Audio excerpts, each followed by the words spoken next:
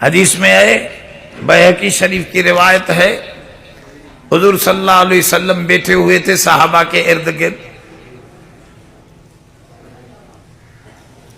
ہر طرف صحابی بیٹھے ہوئے تھے،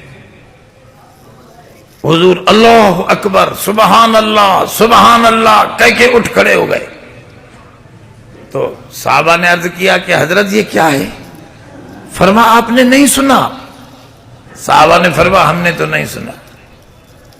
فرمایا 500 سال پہلے زمین جتنا ایک پتھر جہنم میں پھینکا گیا تھا، وہ لڑکتا ہوا آج جہنم کے بالکل نچلے حصے پہ پہنچا، اور اس کا آواز میں نے یہاں بیٹھ کر سن لیا ہے۔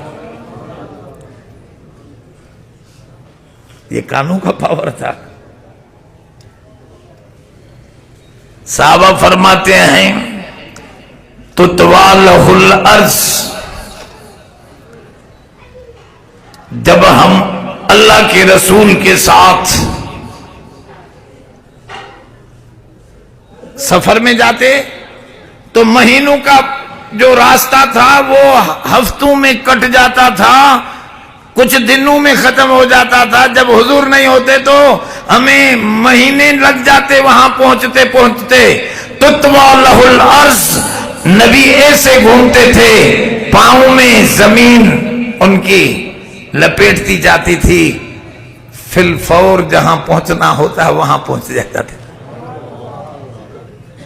معراج کا واقعہ بھی ایسا ہی ہے۔ تو یہ پاؤں کی قوت تھی۔ بخاری اور مسلم کی باتیں کر رہا ہوں۔ صحیح حدیث میں موجود ہے کہ رکانہ ایک بڑا پہلوان تھا، بڑا لمبا قد والا، اتنا بڑا مضبوط پہلوان، 1000 آدمیوں سے مقابلہ کرتا تھا رکانہ۔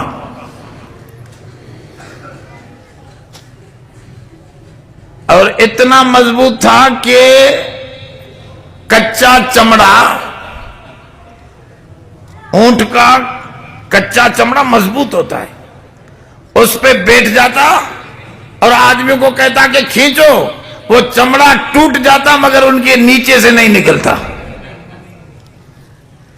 یہ حضور کے سامنے آیا، یہ بخاری میں حدیث ہے، کہنے لگا حضرت میرے ساتھ کشتی لڑو، کشتی عمل وڑو، کشتی لڑو میرے ساتھ تب میں مانوں گا۔ تو حضور نے فرمایا یہ کوئی نبوت کی نشانی تو نہیں ہے۔ اب کوئی ڈاکٹر کہے کہ میں ڈاکٹر ہوں، اس کو آپ یہ کہیں کہ آپ کو ڈاکٹر تب مانوں گا جب میرے ساتھ کشتی لڑو، یہ صحیح دلیل ہے؟ یہ تو دلیل ہی نہیں۔ مگر انہوں نے کہا کہ بس میں اسی واسطے سے آپ کو مانوں گا، نہیں تو نہیں۔ حضور نے فرمایا چلو اٹھو، تیری بات میں مانتا۔ کھینچا اور تھوڑا سا جھٹکا دیا، گر گیا۔ پھر کھینچا، کہنے لگا نہیں دوسری بار حضرت، دوسری بار۔ فرمایا آپ نے دوسری بار کا شرط تو نہیں لگایا تھا، اب کلمہ پڑھ لو۔ کہا کہ نہیں دوسری بار بھی۔ تو پھر حضور سرور کائنات نے دوسری بار پکڑ کے جھٹکا دیا تو گر گیا۔ کہنے لگا آپ میں دیکھنے میں تو اتنے طاقت نہیں محسوس ہوتی، یہ کیا ہے؟ فرمایا انا رسول اللہ، میں اللہ کا نمائندہ ہوں، یہ باہر کی طاقت نہیں، یہ روح کی اندرونی روحانی طاقت ہے۔ کہا انک رسول اللہ، تو اس نے بھی کلمہ پڑھ کے کہا کہ میں بھی مانتا ہوں کہ واقعی تم اللہ کے رسول ہو۔ میں نے جسمانی طاقت بتائی،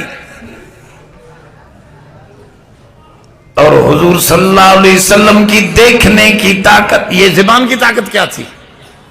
آپ کھٹا میٹھا تو بتا سکتے ہیں کہ یہ چیز میٹھی ہے، یہ چیز کڑوی ہے، یہ پھیکی ہے، یہ ایسی ہے، یہ ویسی، اگر حلال حرام کا تو پتہ ہماری زبان کو نہیں پڑتا۔ بینک والا بھی ہمیں روٹی کھلاتا ہے، ہم کہتے ہیں بڑا مزیدار کھانا کھایا ہم نے۔ اب وہ दाऊद शरीफ की सही हदीस में मौजूद है कि एक आदमी मर गया, उसकी कब्र खोदने के लिए हुजूर सरकार खुद वहां तशरीफ ले आए।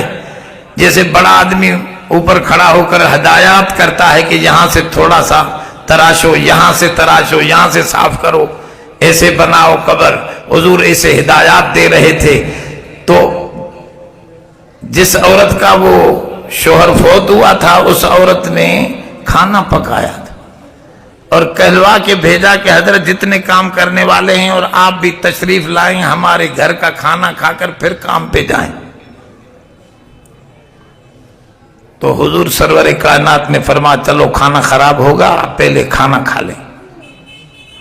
उन्होंने बनाया है। ऐसे तो हुक्म है कि जिसके घर में मैयत हो वो खाना न बनाए, क्योंकि वो गम में मशगूल है, मगर हराम भी नहीं। इसी हदीस से मालूम होता है कि वो हराम भी नहीं। बयान जवाज के लिए कभी कभी हुजूर सरवर कायनात ऐसे वाकयात वहां से मनकूल होते हैं। तो वहां आए, गोश्त का थोड़ा सा टुकड़ा वात में लिया और यलूक घुमाते रहे, अपने मुंह में घुमा